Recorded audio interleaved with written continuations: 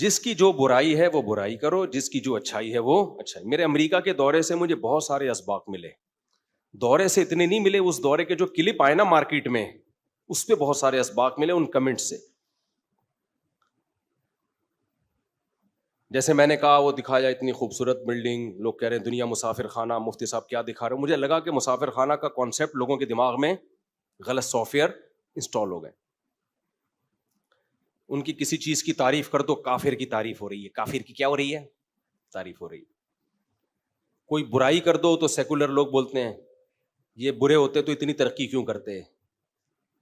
تو بہت ساری چیزیں سیکھنے کو ملتی ہیں نا. ان میں ایک اہم بات کر کے بس میں آگے چلتا ہوں. ایک چیز بہت سارے مذہبی لوگوں نے میرے دورے پر نیگیٹو کمنٹس کیے ہیں. میں نے کہا نا کہ ان لوگوں کا ایک پازیٹیو پہلو ہے کہ میں تبلیغ کے نام پہ گیا ہوں اور مجھے ویزا بھی دیا, امیگریشن میں بھی کوئی پرابلم نہیں ہوئی. یہ ایک پازیٹیو چہرہ ہے کہ اگر وہ اسٹیٹ سیکولر ہے تو سچی مچی میں کیا ہے, سیکولر ہے, یہ مذہبی آزادی ہے. ٹھیک ہے, خاص لیول پہ جا کے شاید وہ بھی پابندیاں, اور عین ممکن ہے آگے مجھ پہ بھی پابندیاں لگا دیں. اب تک کی رپورٹ کے مطابق ایک بڑا مثبت چہرہ سامنے آیا. تبلیغی جماعتیں بھی جاتی ہیں, سمجھتے ہو کہ نہیں سمجھتے. مجھے پتا ہے لوگوں نے کیا کمنٹس کیے, کوئی ایک بھی نہیں ہے جو کہہ رہے سبحان اللہ. یعنی وہ کمنٹس میں کہہ رہے اصل میں آپ جیسے فضول لوگ جنہوں نے کوئی سسٹم کی تبدیلی کی بات تو وہاں جا کے کرنی نہیں ہے, تو آپ کو ویزا نہ دینے میں ان کا کیا نقصان ہے. اصل میں جو انقلابی ذہن کے اسکالرز ہوتے ہیں نا ان کو نہیں وہ ویزا دیتے. آپ نے کیا جا کے نماز روزے کی ترغیب دینی ہے, شادیوں کی ترغیب دینی ہے, تو اس سے ان کی صحت پہ کوئی فرق نہیں پڑتا. یہ مذہبی لوگوں کی طرف سے یہ کمنٹس بہت کامن ہے, سمجھتے ہو. بہت اہم بات ہے, اس کو کھوپڑی میں بٹھا لو اچھی طریقے سے. بالکل ملک کے اندر بھی ایسا ہی ہے. آپ پاکستان میں ایسی تقریریں کریں کہ ایف آئی آر کٹے, جیلوں میں جائیں اور کسی کام کے نہ رہیں, اور پھر ایجنسیاں آپ کے سافٹ ویئر اپڈیٹ کر کے پھر وہ کام کروائیں جو ایجنسیاں چاہتی ہیں. اس کو ہمارے ہاں بہادری سمجھا جاتا ہے کہ حق ڈنکے کی چوٹ پہ بیان کرتا ہے, یہ نہیں دیکھتا کہ اس سے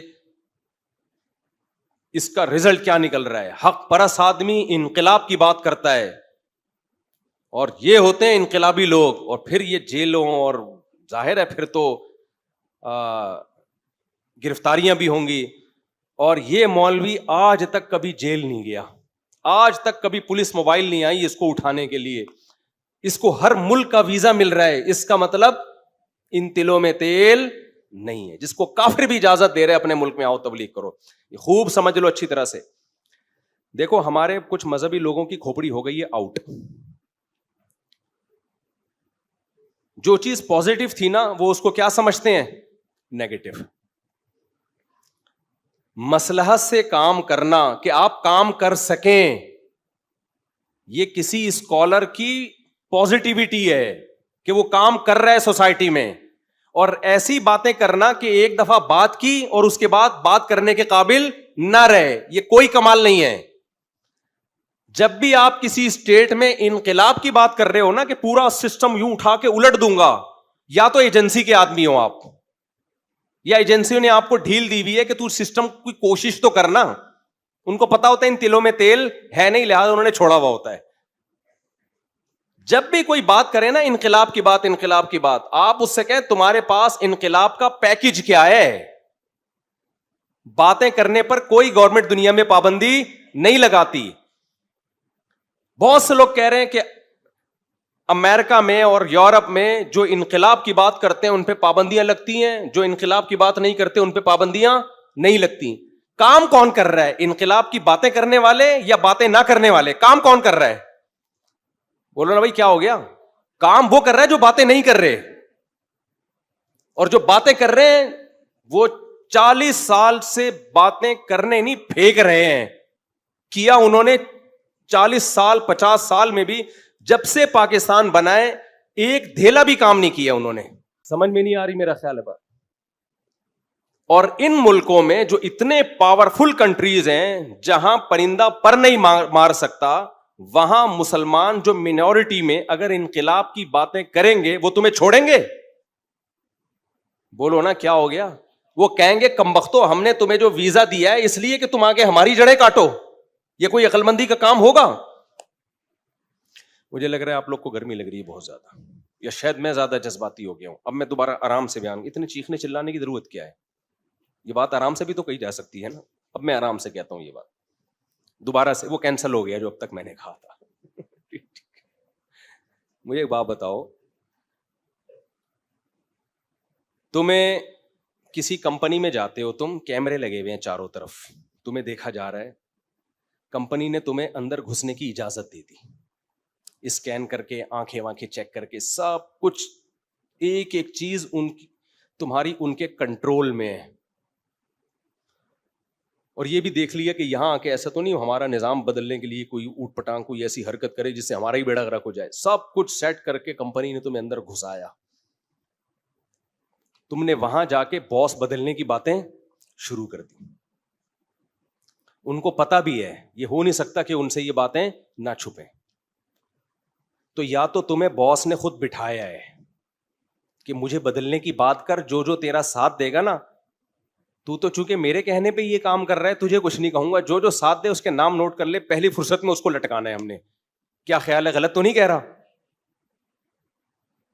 یا پھر آپ پرلے درجے کے بے وقوف ہو کہ جس باس نے آپ کو اندر گھسنے دیا, آپ کا آئی اسکین ہو رہی ہے, آپ کے بایو میٹرک ہو رہا ہے, آپ کا تھم اسکین ہو رہا ہے, ایک ایک چیز آپ کی ریکارڈ ہو رہی ہے, اور آپ وہاں جا کے بات کر رہے ہو ان کے سسٹم کو بدلنے کی.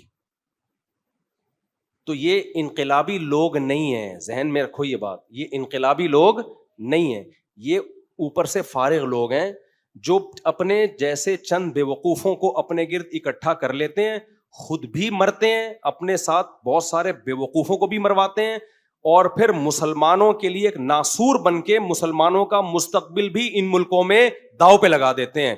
وہاں کی حکومتیں کہتی ہیں ہم نے ان کمبختوں کو جو مذہبی آزادی دی ہے یہ اس قابل نہیں ہے کہ ان کو یہ آزادی دی جائے, ان کا اتنا ظرف نہیں ہے کہ اس آزادی کو یہ برداشت کر سکیں, جس کا نتیجہ یہ پاور میں تو وہی لوگ ہیں, ہم تھوڑی ہیں پاور میں, جس کا نتیجہ یہ نکلے گا کہ کل مسلمانوں کا مستقبل انتہائی بھیانک ہوگا. پھر سمجھتے ہو کہ نہیں سمجھتے؟ تو جب بھی کوئی اپنے ملک میں یا دوسرے ملک میں انقلاب کی بات کرے, آپ اس سے کہو انقلاب کا گراؤنڈ ریئلٹی سے میچ ہونے والا کوئی سوٹیبل پیکج لے کر آؤ. یہ لفظ یاد رکھو, نیوٹن کے قانون کی طرح میرے یہ الفاظ یاد کر لو, خالی آخری لفظ یاد نہیں کر لینا. جیسے سردار جی نے کہا نا بچے سے کہ تمہارا نیوٹن کا قانون سنا, اس نے کہا آخر سے یاد ہے, آخر سے سنا تو اس نے کہا از کالڈ نیوٹنز لا. سمجھ رہے ہو؟ تو ایسے یاد نہیں کرنا. جب بھی کوئی, کیونکہ پاکستان میں یونیورسٹیوں میں ایسے اسکالر بہت پنپ رہے ہیں جو بچوں کو کہتے ہیں کب تک چپ بیٹھے رہو گے, انقلاب انقلاب. چپ نہیں بیٹھنا, ہم نے کوشش کرنی ہے, سوٹیبل کوشش کرنی ہے جو گراؤنڈ ریئلٹی سے میچ کر رہی ہو. ایسا کوئی کام نہیں کرنا کہ لینے کے دینے پڑ جائیں. تو یہ لفظ یاد کر لیں, جب بھی کوئی کہے نا سسٹم کو بدلو, سسٹم کو چینج کرو, یہ مذہبی اسکالر تو صرف نکاح طلاق کے مسائل بتاتے ہیں, 4 شادیوں کی بات کرتے ہیں, ان کو تو ساری دنیا میں ویزے بھی مل رہے ہیں, آ رہے ہیں جا رہے ہیں, اس لیے تو مل رہے ہیں. یہ انقلاب کی بات نہیں کرتے, نظام کی تبدیلی کی بات نہیں کرتے. اس کو بولا کرو تو نے کیا تیر مار دیا ہے اور تیرے پاس کیا پیکج ہے نظام کی تبدیلی کا. باتیں پھینکنے پر گورنمنٹ, پھر میں جذباتی ہو گیا یار, باتیں پھینکنے پر گورنمنٹ کی طرف سے کوئی پابندی, پتہ نہیں میں اپنے آپ کو پراٹھے سے زیادہ کھا لیے میں نے. باتیں پھینکنے پر گورنمنٹ کی طرف سے کوئی پابندی نہیں, پھینکتے رہو. جب گورنمنٹ دیکھے گی نا کہ پھینکنے کے ساتھ اب اس نے عمل بھی کرنا شروع کر دیا ہے,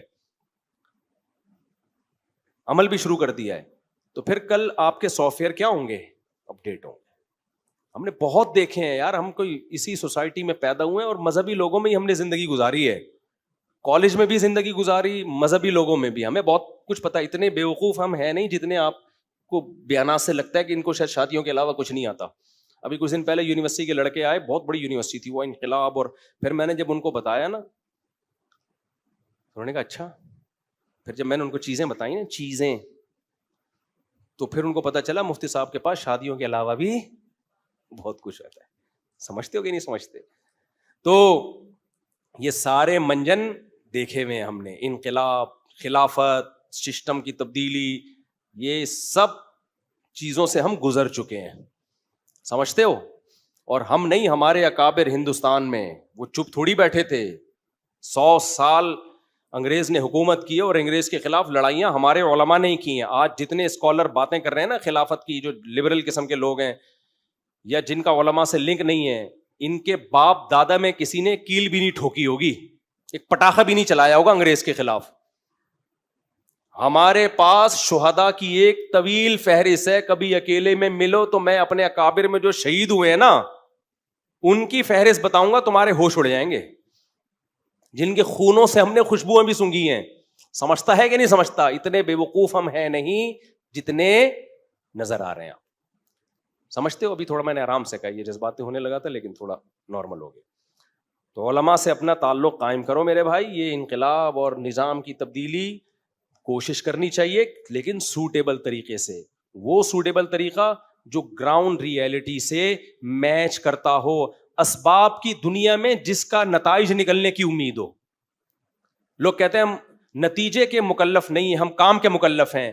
غلط، آپ نتیجے کے مکلف ہو. سمجھتے ہو کہ نہیں سمجھتے؟ کچھ کام ایسے ہیں جن میں ہم کام کے مکلف ہیں، جو عبادتیں مقصودہ کہلاتی ہیں. نماز عبادت مقصودہ ہے، روزہ عبادت مقصودہ، یہ رکھنا ہی رکھنا ہے، اس میں نتیجے کے مکلف نہیں ہے.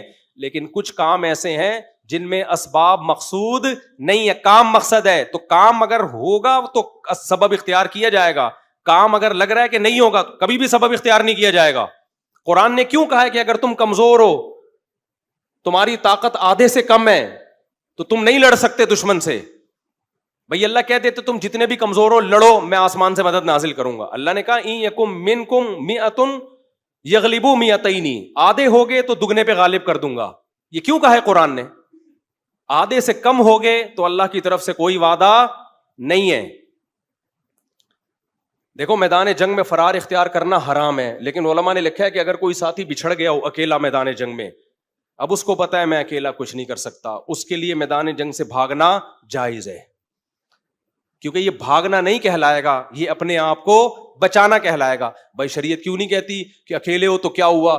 کتنی دفعہ اللہ نے ایک آدمی کو ہزاروں پر غلبہ دیا ہے، تو ایک ہے تو ہزاروں پر غلبہ حاصل ہو جائے گا تیرا. وہ کہے گا اللہ تو نے دیا ہے، ابھی بھی دے گا ہی نہیں دے گا مجھے پتا نہیں ہے، ابھی بتا دے گا تو میں لڑوں گا. غالب تو یہی ہے کہ ایک آدمی 10 سے بھی نہیں لڑ سکتا. تو ایسے موقع پہ بھاگنا بھی جائز ہے میدان جنگ سے، کیونکہ اب یہ خودکشی ہے. تو آدھا علم ہمیشہ خطرناک ہوتا ہے. آج کل کے جو اسکالرز آ رہے ہیں بہت سارے آدھا علم ہے، ایک چیز دیکھ لی نبی کی سیرت کی، دوسری نہیں دیکھی. تو یہاں دیکھو سبب مقصد نہیں ہے یہاں پہ. تو انقلاب، نظام کی تبدیلی یہ رزلٹ ہے، تبدیلی کا طریقہ یہ سبب ہے. تو طریقہ ایسا بتاؤ جس سے سبب مرتب ہونے کا ہمیں اسباب کے درجے میں یقین ہو. اگر یقین نہیں ہے تو چھوڑ دو اس سبب کو، غلط ہے وہ سبب. اس کی میں مثال دیتا ہوں. آپ ڈاکٹر کے پاس گئے، مجھے یہ مسئلہ ہے، گردے میں پتھری ہے، ڈاکٹر نے میڈیسن دی. آپ نے کہا ڈاکٹر صاحب اس میڈیسن سے کتنے چانسز ہے کہ میرا گردہ ٹھیک ہو جائے گا؟ ڈاکٹر کہہ رہے کوئی چانس نہیں، یہ 1% چانس ہے. اچھا ڈاکٹر صاحب اس کے سائڈ افیکٹ کتنے؟ سائڈ افیکٹ تو یہ کہ ہو سکتا ہے گردہ ہی نکالنا پڑ جائے. آپ نے کہا ڈاکٹر صاحب میں نہیں کھا رہا. ڈاکٹر کہہ کہ دیکھو تو ہم اسباب کے مکلف ہیں، نتیجہ کس کے ہاتھ میں ہے؟ اللہ کے ہاتھ. تو یہ بے موقع دلیل ہو گئی کہ نہیں ہو گئی؟ یہاں کہا جائے گا ڈاکٹر صاحب یہاں مقصد شفا ہے، دوا مقصد نہیں ہے. شفا کا غالب گمان ہو تو دوا دو، نہیں ہے تو میں نہیں کھاؤں گا، میں پاگل تھوڑی ہوں. ڈاکٹر کہ تمہیں اللہ پہ توکل نہیں ہے، نتیجہ اللہ پہ چھوڑ دو، ہم صرف سبب کے مکلف ہیں. بات صحیح ہے، لیکن ہم وہاں سبب کے مکلف ہیں جہاں سبب مقصد ہوتا ہے، جہاں مسبب مقصد ہوتا ہے، نتیجہ مقصد ہوتا ہے. وہاں سبب ذریعہ مقصد ہے، ذریعہ کبھی بھی مقصد نہیں ہوتا. سمجھتے ہو کہ نہیں سمجھتے ہو؟ اور پھر ڈاکٹر دوا بھی وہ نہیں دے رہا ہے کہ پیناڈول شیناڈول دے رہا ہو، دوا بھی وہ دے رہا ہے جس کے سائڈ افیکٹ بہت خطرناک ہیں. ایسی دوا میں تو شفا کا امکان بھی ہوگا نا, اس پہ بھی نہیں کھائے گا آدمی, کہے گا 99% چانس ہے شفا کا تو لوں گا میں. یہ جو آج کل کے اسکالر کہہ رہے ہیں نا کہ یہ طریقہ اختیار کرو, نظام کو یوں کر کے پلٹ دو, اس میں شفا کا چانس تو 1% بھی نہیں ہے. سائیڈ افیکٹ اتنے خطرناک ہیں, اتنے خطرناک, قتل و غارت جتنا اسلام دنیا میں رہ گیا ہے اس کے بھی ختم ہونے کا خطرہ ہے. اتنا ظلم ہوگا مسلمانوں کے اوپر اگر یہ طریقہ اختیار کیا. میں گیا ہوں یورپ امریکہ میں, دیکھ کے آیا ہوں, کچھ مسلمان وہاں تمیز سے بیٹھ نہیں رہے ہیں, انقلاب کے نا پرچے بانٹ رہے ہوتے ہیں اندر ہی اندر. میں ان سے کہتا ہوں, لوگوں سے کہتا ہوں, ان سے بچ کے رہو بھائی, یہ تمہیں جو آزادی ملی ہوئی ہے نا یہ بڑھے گی نہیں, نہ انقلاب آئے گا. یہ تمہارے ساتھ وہ سلوک کرنا شروع کر دیں گے جو چائنا کے شہر, کیا نام ہے اس کا, نہیں یار وہ چائنا کے ایک مشہور شہر ہے نا جہاں بہت ظلم ہو رہا ہے, شنکیانگ یا ہے میرا خیال ہے کہ شنکیانگ اس طرح کر کے, تو چائنی زبان ہی ہے آنگ چانگ کر کے, خیر تو مشہور شہر ہے. تو جو ظلم وہاں ہو رہا ہے نا اس نوعیت کا ظلم شروع ہو جائے گا اور پھر پناہ مانگو گے. جو کرنے کا کام ہے وہ نہیں کر رہے, وہاں بھی نہیں کر رہے مسلمان. کرنے کا کام کیا ہے جو یہودی نے کیا تھا 1960 میں 50 میں. یہودی مینورٹی میں تھے امریکہ میں. یہودیوں نے کہا کہ ہم انتہائی تھوڑے ہیں. یہودی ایسا بے وقوف نہیں ہماری طرح انقلاب کی باتیں کر کے اپنے اوپر پابندیاں لگوا لے. اس نے گورنمنٹ کو کہا کہ ہم سے زیادہ آپ کا دنیا میں کوئی خیر خواہ نہیں ہے. وہ ایجوکیشن میں, بزنس میں آگے بڑھے, بیوروکریسی تک پہنچے, فوج میں پہنچے, عدلیہ میں پہنچے, حکومتوں میں پہنچے. 50-100 سال کی لانگ ٹرم پالیسی بنائی یہودیوں نے وہاں پہ. ہمارے جیسے بے وقوف اسکالر ان کے ہاں نہیں تھے, کیونکہ یہودی گراؤنڈ ریئلٹی پہ بلیو کرتا ہے. اس غزہ میں تو پٹ رہا ہے, وہ اللہ کی مدد ہے کیونکہ ظالم ہے نا, وہ اللہ کی مدد ہے. تو اب کیا ہے, لانگ ٹرم پالیسی بنائی جس کا نتیجہ یہ نکلا کہ وہیں کے پڑھے لکھے لوگوں کی بات کر رہا ہوں, یہ اخبار اور نیوز چینل کی رپورٹس نہیں ہے, جو وہاں کے حالات دیکھ رہے ہیں صبح شام. کہتے ہیں کہ مینورٹی میں ہوتے ہوئے اپنے مذہب کو, اپنے کلچر کو بھی بچایا اور پورا امریکہ اپنے ہاتھ میں لے لیا. آج پورا امریکہ اسرائیل کے خلاف احتجاج کر رہا ہے, لیکن پالیسیاں امریکہ میں بن رہی ہیں اسرائیل کے فیور میں. آدمی حیران ہوتا ہے, ہر انگریز اسرائیل کے خلاف ہے, پورا کنٹری اسرائیل کے خلاف ہے, تو پھر یہ کون ہے جو فیور کس کو کر رہا ہے, اسرائیل کو. آدمی حیران ہوتا ہے. حیران ہونے کی بات نہیں ہے, یہودی نے اپنی کھوپڑی کو استعمال کیا, اور ہمارے مذہبی اسکالر کھوپڑی کے علاوہ سب کچھ استعمال کر رہے ہیں. جو چند مذہبی اسکالر ہیں جو یونیورسٹیوں میں بغاوت, نظام کی تبدیلی, انقلاب, اور یہ مولوی صرف وضو اور استنجا کے مسائل سکھا رہے ہیں, یہ نکاح طلاق کے مسائل, میاں بیوی کے حقوق, تم تو وہ بھی نہیں سکھا رہے. تو تم جو کچھ کر رہے ہو نا اس کا انجام بہت بھیانک ہے. لانگ ٹرم پالیسیاں بنا کے ایجوکیشن میں جاؤ, عدلیہ میں جاؤ, فوج میں جاؤ, بیوروکریسی میں جاؤ. اقلیتوں نے یہی تو کیا ہے. آج ہم اپنے ملک میں اقلیتوں کے غلام کیوں بنے ہوئے ہیں؟ انہوں نے اسکولوں کو فوکس کیا ہے. ہمارے امریکہ میں کیا ہو رہا ہے, مسجد آپ بنانا شروع کر دو, سب پیسہ دیں گے. کوئی ایونٹ رکھو کہ مسلمانوں کا 50 سال کے بعد فیوچر کیا ہوگا, اس کے لیے پالیسی بنانے کے لیے کوئی ایونٹ رکھو, 5 روپے کسی کی جیب سے چندہ نہیں نکلتا. ہاں آپ ایسا ایونٹ رکھ لو کہ میں انقلاب لانا چاہتا ہوں, جو لائن میں آ جائیں, پھر دیکھو بھائی لا کیسے رہا ہے. کہہ رہے ہیں بس اٹھو, کب تک گھروں میں بیٹھے رہو گے, اٹھ کے کہاں جاؤں, کدھر جا کے سر پھوڑوں, کوئی بم دے کدھر جا کے رکھ کے آؤں. ہم اسباب کے مکلف نہیں ہیں, ہم اسباب کے مکلف ہیں, نتیجے کے ایک منجن ان کے ہاتھ میں ہوتا ہے. ہم نتیجے کے مکلف ہیں, اسباب کے مکلف نہیں ہے. تو خیر کہاں سے کہاں بات چلی گئی, میں جلدی سے بات کو سمیٹ کے ختم کرتا ہوں. کیا کریں یار, تو بس ہماری قوم کا مسئلہ صرف اور صرف کس کا ہے, کھوپڑی کا. علم کی بھی کمی, ایک تو بڑا مسئلہ جس کو جو علم نہیں ہے وہ اس لائن میں گھسا ہوا ہے, یہ بہت بڑا مسئلہ ہے. پراپر وے میں مدرسے میں علم حاصل نہیں کرتے اور کہتے ہیں یہ دین کا علم کوئی مولوی ہے اس کے ٹھیکیدار ہیں. قطعاً نہیں ہے مولوی ٹھیکیدار, تبھی تو ہم کہتے ہیں کہ ہر ایک کے لیے جائز ہے مدرسے میں داخلہ. دیکھو میڈیکل سائنس کا علم, اگر کوئی آدمی کلینک کھول کے ٹیکے لگانا شروع کر دے اور دلیل یہ دے کہ کیا ڈاکٹر میڈیکل سائنس کے ٹھیکیدار ہیں, تو ہم جواب میں کہیں گے نہیں. ڈاکٹر ٹھیکیدار ہوتے تو صرف ان ڈاکٹروں کو جو بن چکے ہیں انہی کو اجازت ہوتی کہ وہ میڈیکل کالج میں پڑھ کے آگے جائیں. میڈیکل کالجز ہر ایک کے لیے کھلے ہوئے. تو اسی طرح دینی مدارس کا دروازہ ہر ایک کے لیے بولو کھلا ہوا ہے. لیکن آپ یہ چاہو گے کہ پڑھے بغیر ہم دین کے ٹھیکیدار یا چوکیدار بن جائیں, اس کی ہم آپ کو اجازت نہیں دیں.